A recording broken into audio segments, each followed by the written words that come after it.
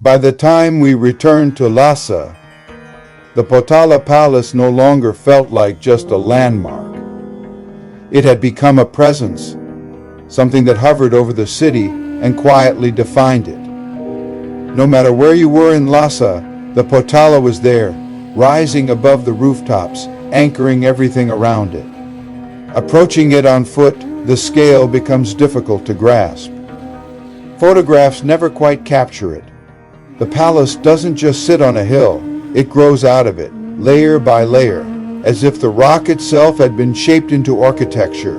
White walls below, red structures above, stacked and balanced in a way that feels both monumental and improbably delicate. In 1985, filming here felt almost unreal. Video cameras were still rare, especially in places like Tibet. Most people had never seen one before, and many didn't quite know what to make of it. As I moved through the space with the camera, I could feel eyes following me. Not suspicious, just curious. Some people smiled, some stared openly. Others leaned closer, trying to understand what this strange device was doing. There was no sense of regulation, no posted rules, no fees, no signs explaining what was allowed and what wasn't. Filming wasn't treated as a transaction. It was simply something unusual happening in an unusual place. The Potala itself is layered with meaning. For centuries it served as the winter residence of the Dalai Lama, as well as the political and spiritual heart of Tibet. It wasn't just a palace in the European sense. It was a seat of authority, belief, administration, and ritual all at once. Every stairway, corridor, and chamber carries that weight. As I filmed, what struck me most was the movement of people. Pilgrims moved slowly but deliberately, circling, climbing, pausing to pray, then continuing upward. Some prostrated fully along the path, their bodies stretched out on stone worn smooth by generations before them. The pace was unhurried, almost timeless. No one seemed concerned with efficiency. This was not a place you rush through. Inside, the light changes constantly. Narrow windows, thick walls, and deep corridors create a shifting pattern of shadow and glow. Butter lamps flicker in darkened rooms. The smell of incense hangs in the air, heavy but calming. Murals and statues emerge gradually as your eyes adjust, revealing layers of color, symbolism, and age.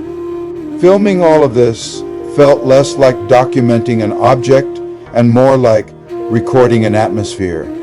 The Potala isn't meant to be consumed quickly or understood all at once.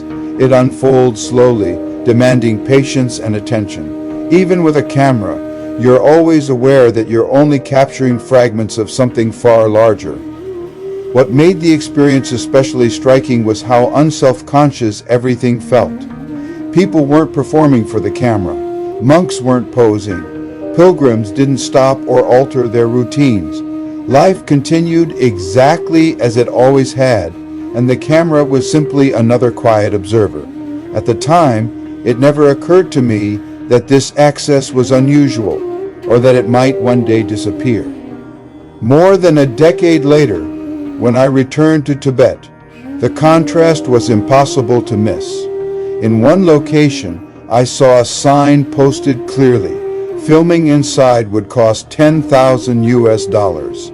The number was so large it almost felt symbolic, a declaration that something once open and unregulated had become tightly controlled. The shift wasn't just about money.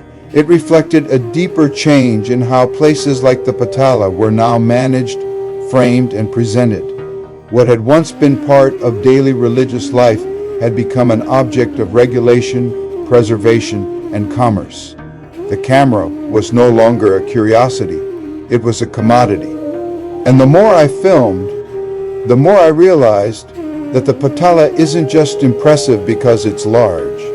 It's impressive because it was engineered to function, politically, spiritually, and physically, on top of a mountain at high altitude. The Potala is built on Red Mountain in the center of the Lhasa Valley, at about 3,700 meters above sea level. Long before the structure we see today, there was already a palace on this hill. Tibetan tradition links the earliest palace here to the 7th century, associated with Songtsen Gampo, the king who helped shape Tibet's early empire and brought Buddhism into the Tibetan world through royal alliances and new institutions. But the Potala most people recognize, the massive fortress-like structure, belongs largely to the 17th century.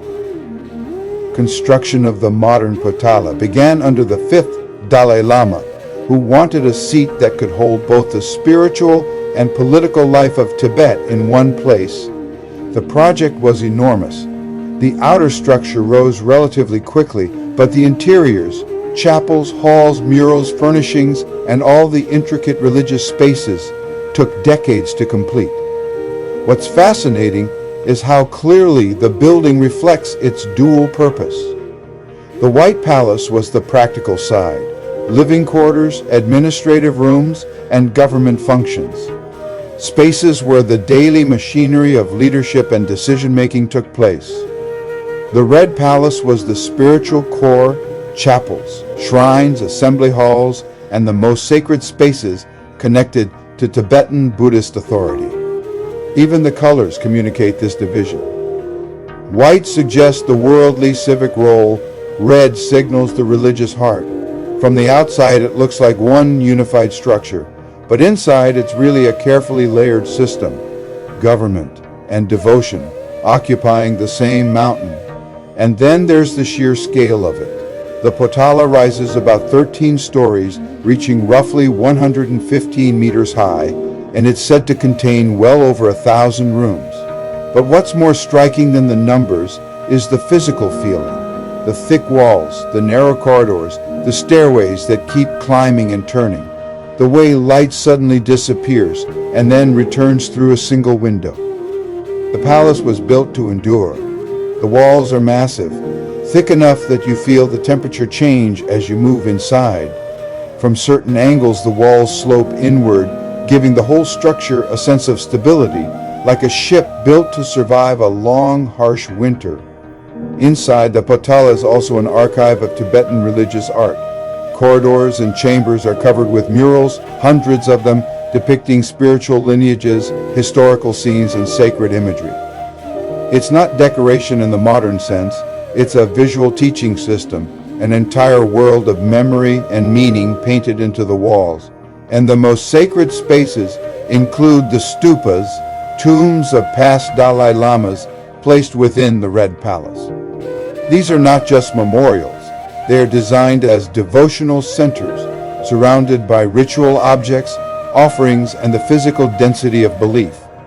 More than a decade later, when I returned to Tibet, the contrast was impossible to miss. In one location, I saw a sign posted clearly.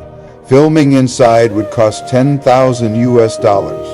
The number was so large it almost felt symbolic, a declaration that something once open and unregulated had become tightly controlled. The shift wasn't just about money.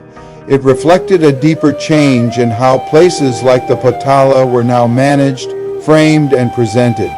What had once been part of daily religious life had become an object of regulation, preservation, and commerce.